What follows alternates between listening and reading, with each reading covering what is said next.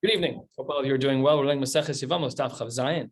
We're in the middle of a sugya about the four brothers, two of whom married sisters, and then the two brothers died, leaving those two initial wives to the other two brothers. And we're in the midst of a very nuanced comment of Shmuel.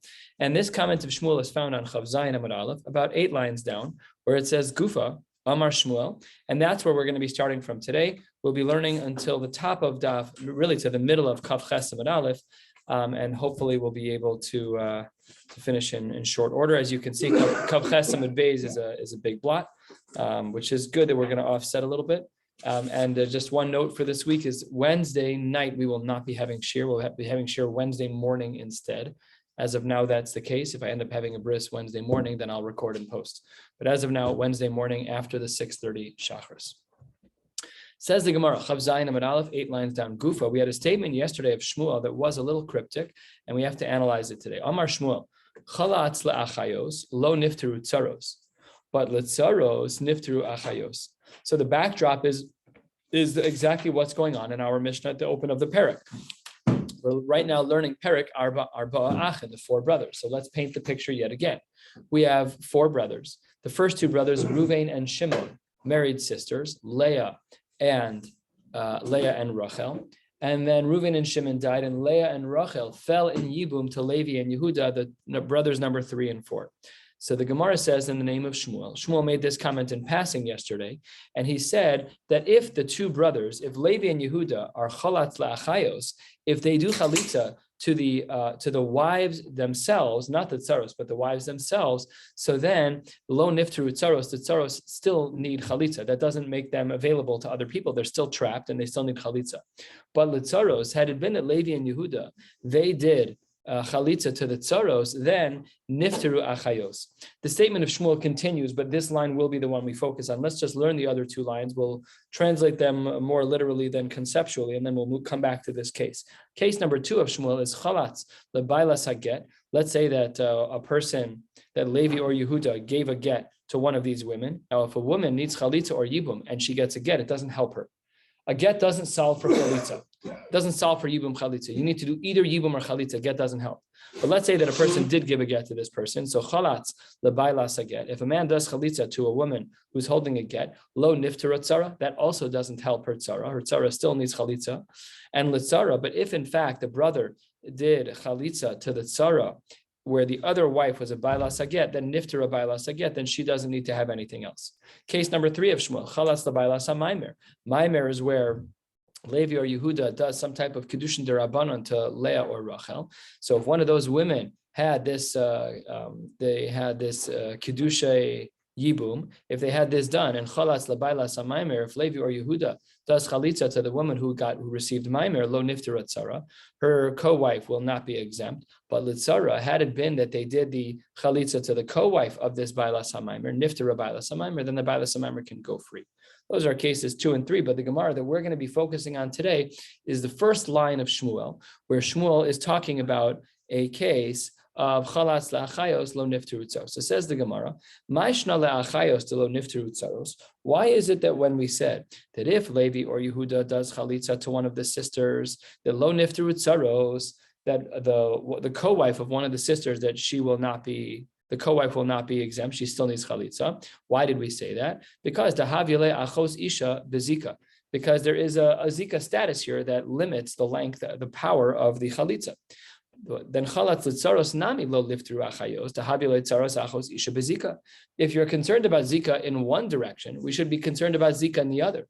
If you're concerned about zika in regards to the first wife, to one of the sisters, let's call her Leah, you should also be concerned about the tzar because zika still exists. So answers the Gemara very simply, 1/3 of the way down on Chav Zayin Amud Aleph, Kasavar Shmuel ain't zika. Shmuel holds that there is no zika. That's not what's going on in this Mishnah over here, or in this statement of Shmuel. Shmuel's not talking about zika, and therefore, when Shmuel says that there's a difference between doing chalitza to one of the sisters like Leah versus doing chalitza to the tzara of Leah, so there can be different halachos, but it's not because of zika. Says the Gemara, that doesn't make sense. Amar Shmuel yesh zika. We had learned previously in this Masechta that Shmuel does in fact hold of zika. So says the Gemara, you're right. Really, Shmuel does hold that. But here in this case, when Shmuel is saying this line that we're analyzing, the line that we started with, that's L'divrei ha'omer ein zika ka'amar.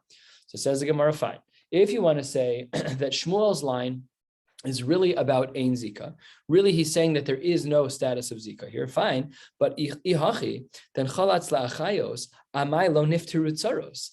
If at the end of the day you're saying that there's no zika, so why is it that if there's chalitza done to Leah, why is it that her tzara wouldn't go free? There's no zika. So what are you worried about? Why can't the tzara go free when Leah actually goes free? Bishlama, I could understand tzara de Rachel oti pater. I could understand the second wife, in this case Rachel. This is going to be the second sister, the younger sister. I could understand in regards to tzara de Rachel oti pater de kevan de chalatz la Leah v'hader chalatz la Rachel, because since Leah had chalitza done first, and then only then Rachel had it. Well, then Havila chalitza de Rachel chalitza psula. When we had the chalitza that was done first to Leah, and only then do we turn to Rachel. Well, Rachel cannot be married because she's achos chalitza, achos chalitzaso. So he wouldn't be allowed to marry Rachel no matter what. So Rachel is getting chalitza out of necessity because yibum is not allowed in this case. So that's called chalitza psula.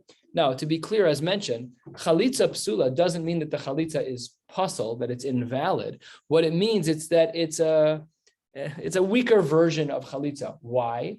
The ideal version of chalitza is when you're really choosing between yibum and chalitza, and then when you choose chalitza, that's a full chalitza. But there is this middle of the road approach where, okay, I'm not allowed to do yibum, but I still have to do chalitza. That's called chalitza psula.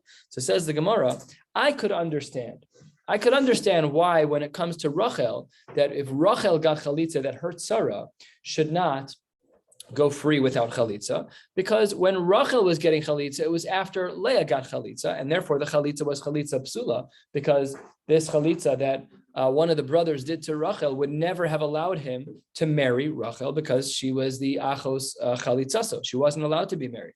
Ela tzara de Leah tipater, but Leah, who was the one who was approached first, there it was a perfect chalitza because the option was there to marry her. Why not? Because if Leah becomes a Yevama on her own by herself, then instantly in that moment you can either do yibum or chalitza. So says the Gemara, the tzara should be pater. So says the Gemara, great question. Halfway down, Chav Zayin Amud Aleph, my lo niftu tzaros nami dekamar. What does it mean when it says that the tzaros does not get to go free? Says the Gemara, it was only talking about a tzara de Rachel. It was only talking about the tzara of the second woman who was getting chalitza, but not the first. Says the Gemara, that doesn't work. It says tzaros ka'amar. The statement of Shmuel refers to these women as tzaros, that they are, both of them, seemingly Leah and Rachel, are not allowed to have their tzaros go free. Says the Gemara, when it says tzaros, it just means tzaros to Alma. It just means in any case, when we have two sisters, one of the sisters, her tzara will not go free.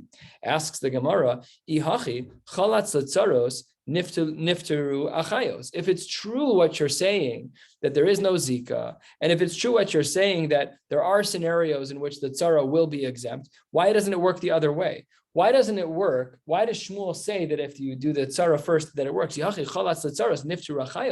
It should be the case that if the tzara was the one who got chalitza first, then the co-wife, who's a sister, Leah or Rachel, should be exempt.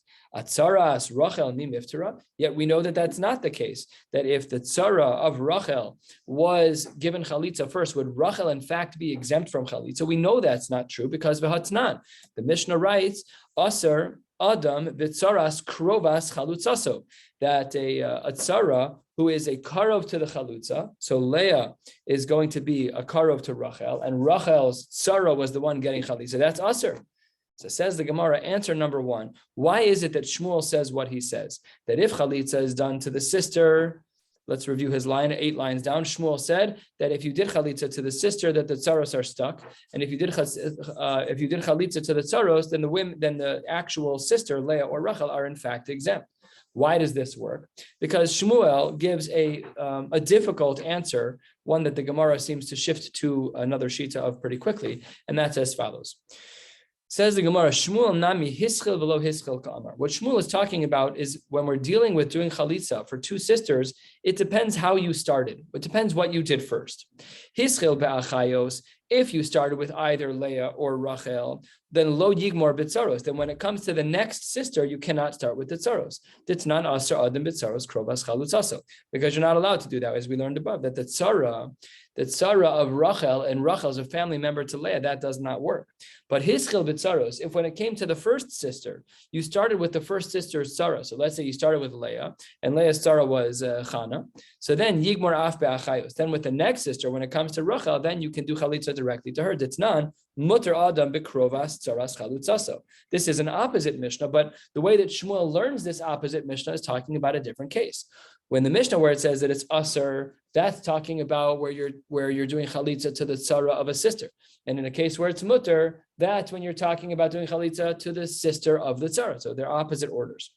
But Rav Ashi says, La'olam kidduka amris, it's actually more simple. This answer of Shmuel is quite complicated. And really, it's more like the simple version of Shmuel, as he said at the top of the page, that chalatz la'achayos lo nifteru tzaros, that if one does chalitza to their sister, then the tzara is stuck, but the reverse is not true. That l'tzaros, if one does chalitza to a tzara, then the sister is exempt. How does he explain? Umishum de lo alima zika l'shavuye l'tzara ke'erva. Really, the problem is like this. What's happening is, says Rav Ashi, is that while it's true that a sister has a stronger version of Zika, because there's an erva relationship there, but when it comes to the tzara, she has a weaker version of Zika, and that's why the rules are different. And Tanya Kavasi de Rav Ashi, there's a brisa seemingly that posits, just like Rav Ashi, that the strength of the Zika for a tzara is weaker than the strength of Zika for a regular sister. That if a person does chalitza to one of the sisters, either to Rachel or Leah, then the co-wife of Rachel or Leah would not be exempt. She still needs chalitza. And the implication is halitzaros nifteru achayos. That's what the brisa seems to say very clearly.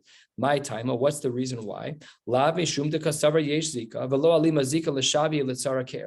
Isn't it because there is some element of zika, but the zika of a tzara is weaker, a lower level of zika, a lower level of connectiveness than the zika of a sister? Says the Gemara, that's not necessarily true. There's another way to read this brisa. Amar Rabbi Abba bar Mamel Hamani. Who does this work according to? That just might be the shita of Beis Shammai. Ditnan, what does Beis Shammai say? Beis Shammai matir not tzaros la'achen. He says that the tzaros in this case of the arba achen are mutter to the brothers. So the Gemara picks up on this comment of Beis Shammai and says, Ihachi, if Beis Shammai says that the tzaros are mutter to the brothers, then yivume name tisyabe. Then why does Shmuel say that they have to get chalitza? You can marry them. So says the Gemara, the reason why we don't do that is because of the shita to Rabbi Yochanan ben Nuri. We have learned this already. To Amar, what does Rabbi Yochanan ben Nuri say? He says, Bo nesakin lahem letzaros yucholtzos v'lo. We don't want to be in a case where we're dealing with these very, very complicated halachos of Zika, and it's better, suggests Rabbi Yochanan ben Nuri, to do chalitza instead of yibum. Says the Gemara, that's a nice idea. The problem is that we never ended up paskening that way because, as the Gemara says, Amar Mar lo hispiku ligmor es hadabra shenitcher fasha. In that one sitting, they were never able to conclude the way that Rabbi Yochanan ben Nuri was talking. Things were moving in that direction. I don't know, was it a democratic vote? I don't know exactly how it worked. But at the end of the day, Rabbi Yochanan ben Nuri's shita was never fully paskin. So the Gemara responds, that's not true. Amar Rav Nachman bar Yitzchak acharav chazir v'tiknu. They had more meetings. So after Rabbi Yochanan ben Nuri was no longer part of the Beis Din, I guess that's what's going on here, they still ended up having this conversation. And in fact, the conclusion was that when it came to the tzara, to this co-wife of one of the sisters, the halacha was that she gets chalitza and not yibum. A little complicated, but the Gemara is basically just trying to understand that line of Shmuel that we started with. And there are two approaches. One is a more difficult approach of Shmuel, and the other is a more simple approach of Rav Ashi. And that brings us to another part of this sugya. Remember that this whole parak is arba achin, and we're still talking about that case. As we turn to the top of Chav Zayin Amud Beis. Bailas hagetu bailas hamaymer. So Leah and Rachel were married to Reuven and Shimon. Reuven and Shimon die. Leah and Rachel fall b'yibum to Yehuda and Levi. One of the brothers gives a get, which is not really functional because she needs chalitza no matter what. And one of the brothers, so let's say Yehuda gave a get, Levi did mimer to one of the women. Eze mehen kodemes, which of these two women should get chalitza first? And the Gemara paints the picture. Do we say that bailas haget adifa? Do we say that it's better that the woman who got a get, it's better that she should get chalitza because mishum da'aschel ba b'chalitza, because she's already 1 foot out the door. He already wrote a document indicating that he didn't want to be married to her. O Dilma, or perhaps we should be more concerned about the case of Bailas Maimer. We should be more concerned about Levi, who did Maimer, which is Kedushim de Rabbanan, Kedusha de Yibum, to one of the sisters. Do we say that one should have chalitza first, Adifa Mishum de Krova Labia, because they're closer to intimacy, even though they're not allowed still, because it's only Kedushim de Rabbanan? Which person should get chalitza first? And the Gemara says this is not really a question. It is an innocuous question, and really the answer is it doesn't matter. How do we learn that out? Chav Zayin Amud Beis, 4 lines down. Amar Rav Ashi Toshma Umod Rabban Gamliel sheyesh get achar maimer umaimer achar get. That for a woman who has a get, she can also have maimer, and for a woman who has maimer, she can also have a get. And had it been that get adiv, if get was more powerful, lo lehani maimer abasrei, then maimer wouldn't have worked on that get if get was more powerful. The maimer adiv, had maimer been more powerful than get, lo lehani get abasrei, then it wouldn't have, the mechanics of the gittin would not have worked under those circumstances. And by virtue of the fact that we don't see that one is stronger than the other, says the Gemara, elalav shmamina ki adadenin hu shmamina, they are considered equals. So if Levi and Yehuda are dealing with their 2 Yevamos of Leah and Rachel, Levi gives Maimer to Rachel, and Yehuda gives a get to Leah. Doesn't matter who gets chalitza first; you just give one. It doesn't matter. Okay. Again, Amar Rav Huna, Amar Rav.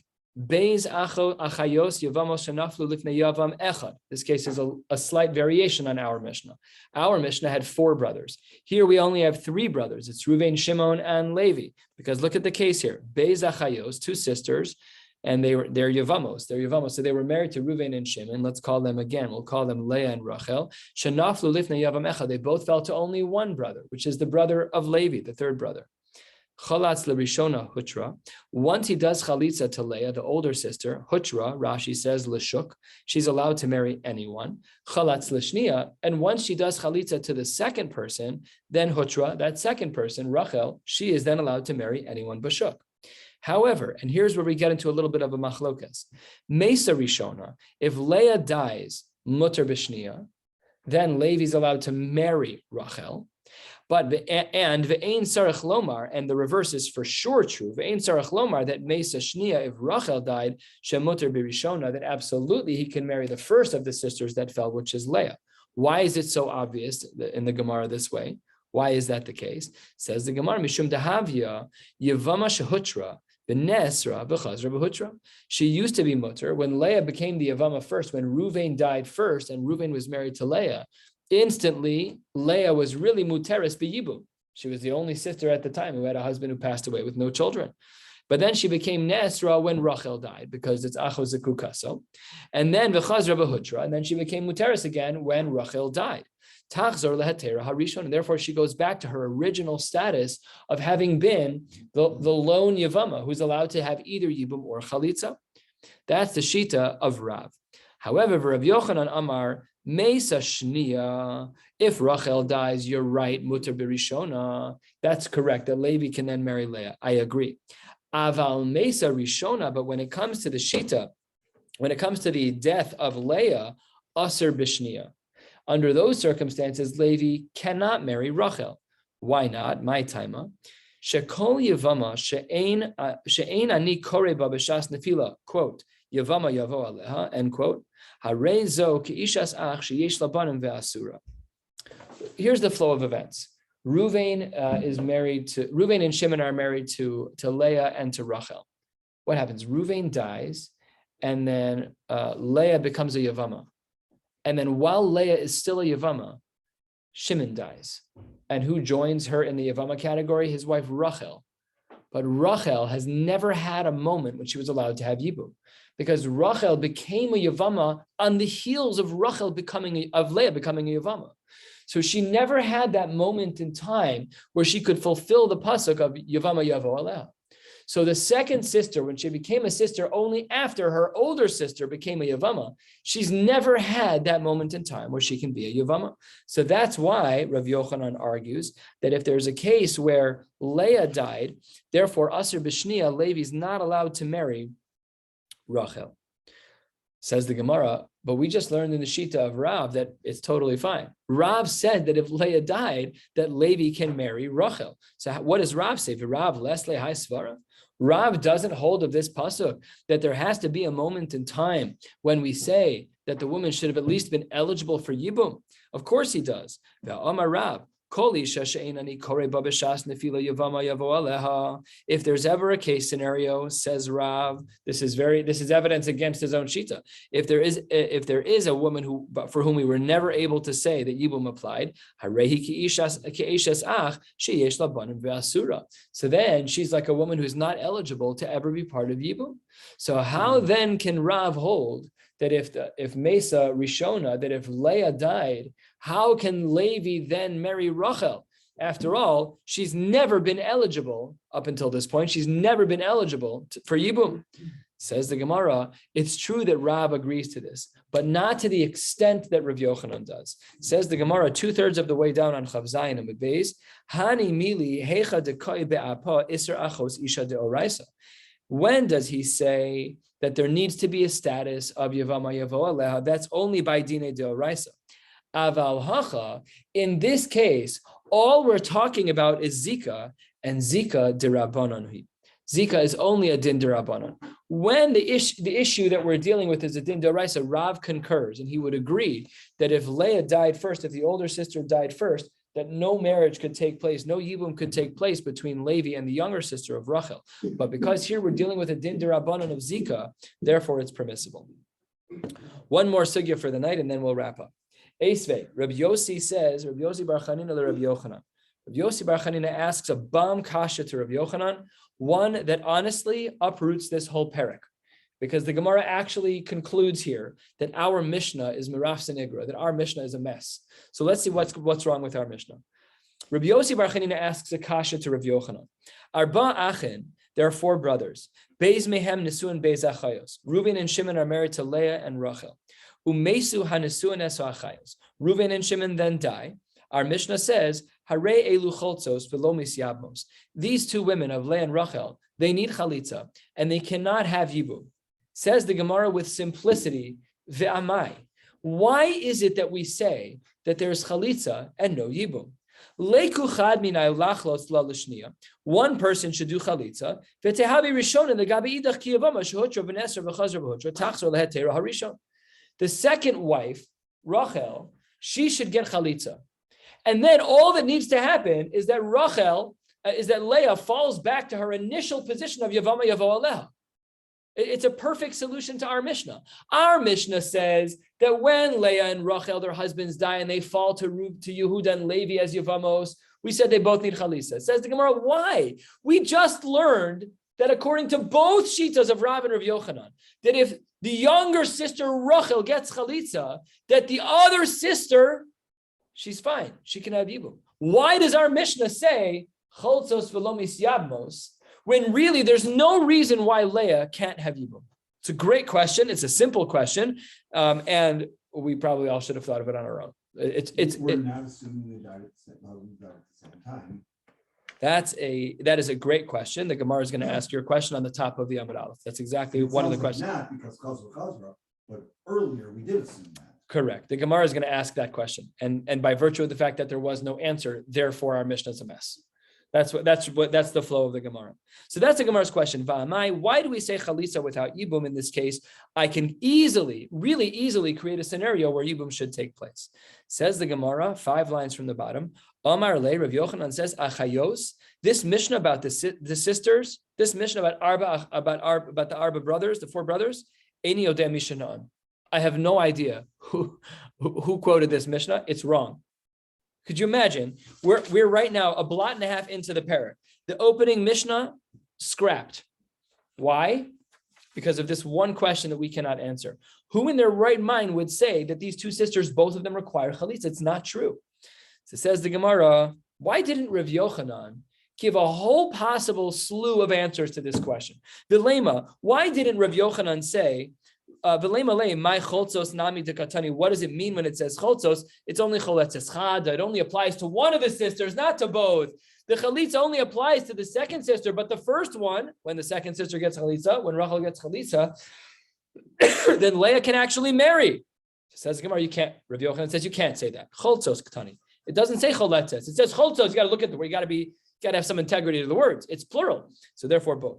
Okay, but the lemale my choltzos. What does it mean choltzos? It's choltzos. It's choltzos de alma in general. In cases like this where there's two sisters, so then choltzos for the other sister, but the older one can get married. Why didn't he say that? Because hare elu ktani. The Mishnah says elu. These sisters, these two both get chalitza. So the question is still saying, okay, fine. Rabbi Yochanan, why didn't you say this? V'lema the chalitz le the rishona bereisha. This is a little bit of a difficult language in the Gemara. I mean, the Gemara seems simple. Why do we say that maybe we did the chalitza of the older sister first? And if we did the chalitza of the older sister first, then she's no longer able to be a Yevama because you already did a chalitza to her. You can't remarry her. And then you might accidentally marry the other sister in mistake. Says the Gemara, because choltzos lechatchila ktani. It seems from our Mishnah that the chalitza that's taking place is not lechatchila. I'm sorry, that it is lechatchila and not b'diavad. Okay, fine. Rabbi Yochanan on top of Kav Ches Medal. Rabbi Yochanan, I don't understand. But lei, why didn't you say gzeira dilma kadim v'chalis l'rishon b'reisha? Why didn't you say yes, it's lechatchila, but we have to put in a rabbinic injunction because if you do chalitza on the second sister first, great, then Leah can be married. But if you make a mistake and you do the first sister first, that's a big problem. Gzeira, you're right, it should be lechatchila. Okay, but we have gzeiras all the time in Shas. Says the Gemara, because we're not allowed. The lomis yabmos katani. It says that there is no yibum. Deleka din yibum hachaklal. It seems from our Mishnah, from the language of our Mishnah, that yibum has no place in our Mishnah at all. Okay. The malay, maybe the reason why we have no yibum in our Mishnah is because gzeira shema yamos v'asur lebatel mitzvahs yavamin. Maybe we should say the reason why we do chalitza and not yibum. We're concerned. We're concerned that if you don't do chalitza to both, then we're going to end up with a problem where one of the brothers is going to die, and then we'll end up not having yibum for one of the sisters, which is a big problem. Says the Gemara, why did? Because Rabbi Yochanan the Misa lo chayish. Rabbi Yochanan wasn't concerned about that. In general, Rabbi Yochanan wasn't concerned about that, and therefore you cannot use the mitzvah, the bittul mitzvah sivam in concern. Then the Gemara says, okay, why didn't Rabbi Yochanan say that it wasn't even his own shita? Say Rabbi Eliezer he. He had a very strict shita that once a woman, a Yevama, has a status on her where she's not allowed to have Yibum even for a moment, then she's never subject to Yibum again. Why didn't we just say it's Rabbi Eliezer? Says the Gemara, because me the Sefer Rabbi Eliezer, Reisha Lab Rabbi Eliezer. Because if the Sefer is talking about Rabbi Eliezer, then it can't be that the Reisha is talking about him. Okay, so we're back. The name Alahu, says David Merzel, Denafel Bevasachas. Why don't we say that it's a case where they both died at the same time? And then you don't have a choice. It's not like it happened in sequence; it happened simultaneously, and we know that we believe that b'vasachas has happened. But God forbid, you're talking about let's say the terrible car crash, whatever the case is, where both of them die in approximately the same moment, close enough in time, where the sequence of Yevamos becoming Yevamos is irrelevant. And we know that this is true because Rabbi Yossi Aglili, he Amar Shalat Samsem. We know it's possible for these two things to happen at the exact same time. Says the Gemara, because Lo Sasam Lantanak, Rabbi Yossi Aglili. Our Mishnah doesn't seem to hold like Rabbi Yossi Aglili that we believe in Simtzum. V'lema, maybe we should say, V'lema le delo yadinan hai nafel bereisha. Maybe we should say the case is a case of suffix. I don't know who died first.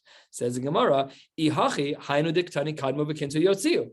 Then that would be why our Mishnah says that if you get married, you have to get divorced. And says the Gemara, Bishlama rishona amrina le man sharyalach. In a case where you don't know who got married, you can say to the first guy, who gave you permission to get married? Ela shnia, but the person who's the second guy, Omar, chavroi shnia yibem, ana rishona miyabem. So says the Gemara, this is a possibility, and the Gemara says, "Hainu deka Amar la achayos eni yodea mishanar." Says the Gemara, none of these things are things that Rabbi Yochanan said, and by virtue of the fact that Rabbi Yochanan said none of them, our Mishnah in the beginning of this parak is incorrect. We'll stop right here and pick up in Mir Hashem tomorrow with Daf Kav Ches at the 2 dots, 1/3 of the way down. Wishing you all a beautiful night.